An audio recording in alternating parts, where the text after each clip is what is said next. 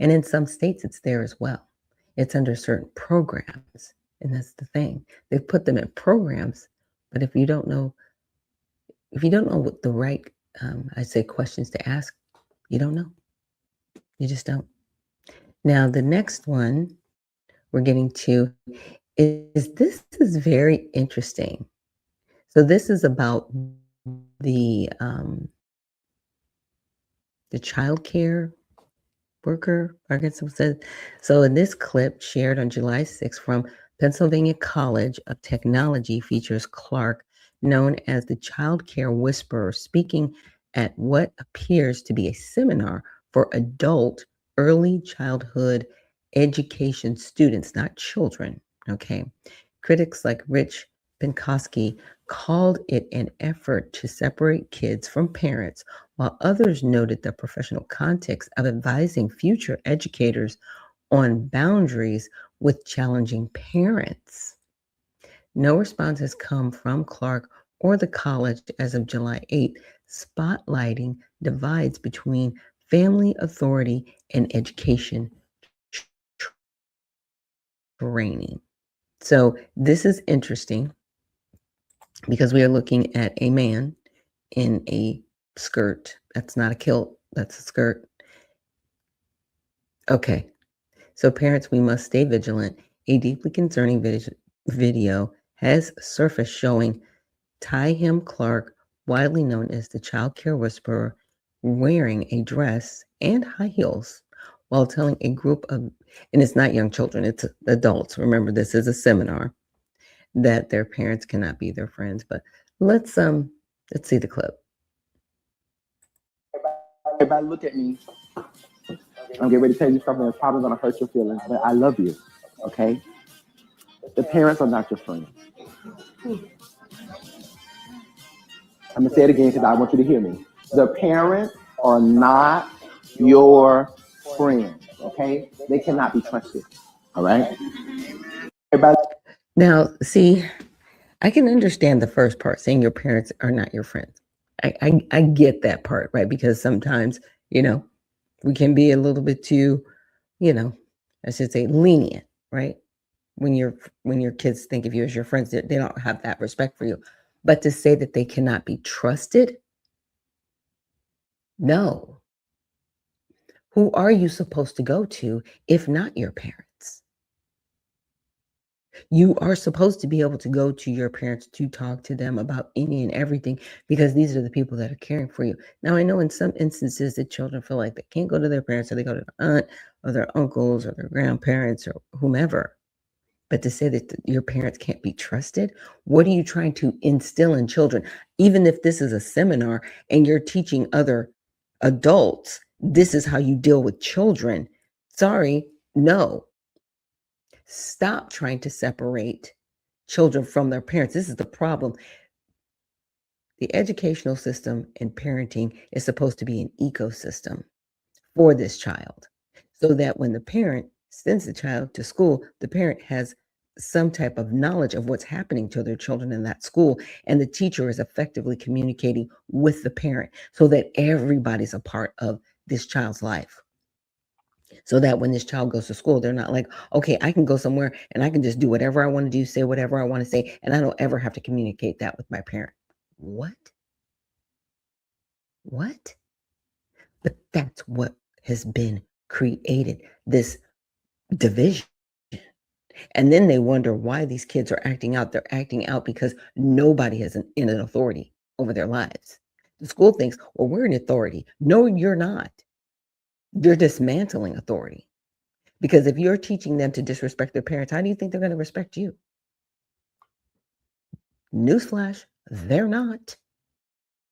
They're not going to respect you. They're not going to respect their parents. They're not going to respect authority. They're not going to respect anybody, because they're going to feel like we don't have to.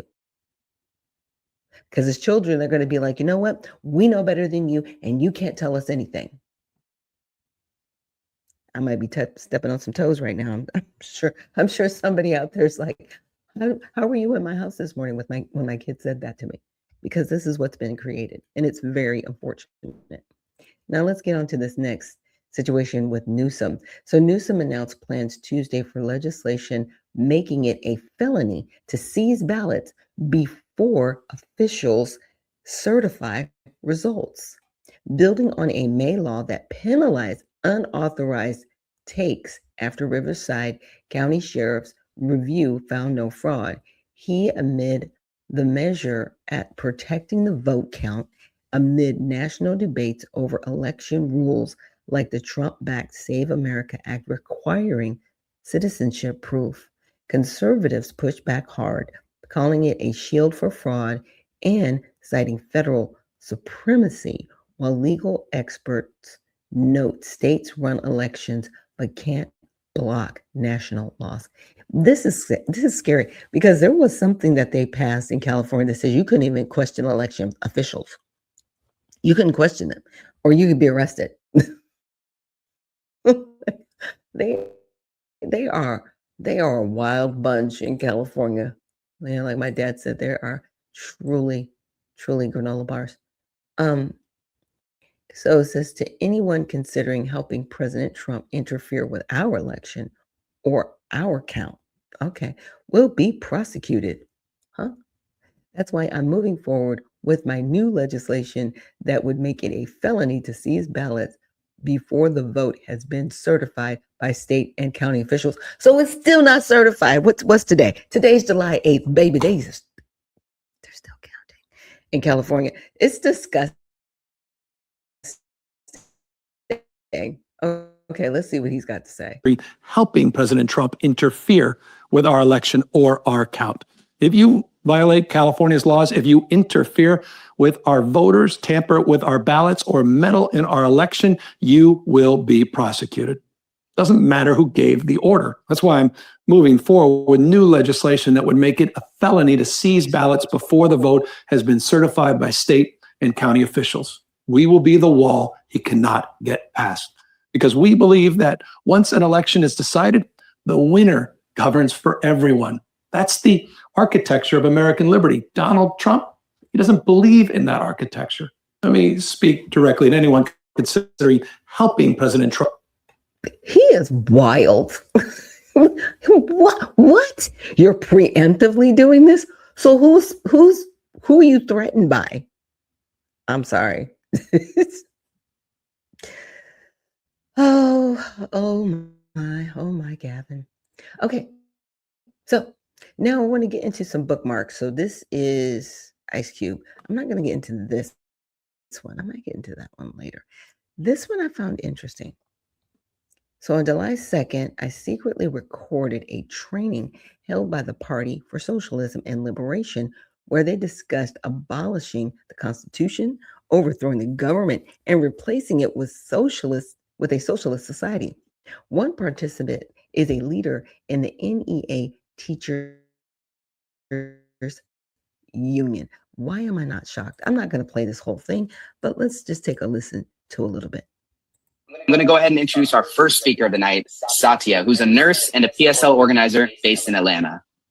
A foundational step in the socialist reconstruction of society would be the creation of a new constitution. The current U.S. Constitution was drafted by the U.S. slave-owning class, and it enshrines the rights of capital. But the new constitution would enshrine and expand the rights of the working class. And millions of people will participate in constitutional conventions or popular constituent assemblies to draft and adopt this new constitution, unleashing a creative and collective process, which is far more democratic and participatory than our current system. Those of us who were long denied a voice in the political system would shape the new constitution. And the U.S. Constitution... First of all, I don't know what she's talking about. Ma'am. Yeah, I get it. 1776. Yeah, slaves were not emancipated yet. Okay. And yeah, the Constitution was drafted by people who were slaveholders. All of that is true. But it grants rights to people, right, that nobody else has on the planet. And everybody's running here away from countries that practice socialism, by the way. So you just want to come here and destroy freedom too? Go back to a socialist country. Like, I really want these people to live in a socialist country for at least 2 years. You got to live there for 24 months, and we need proof of concept. We need the data. Because if you can't come back with the data, I don't want to hear about socialism anymore. Stop it. You are trust fund socialist and cupcake communist. You've never suffered. You are entitled. And you're just like, well, we should just have it like this. Stop. Why don't you work hard?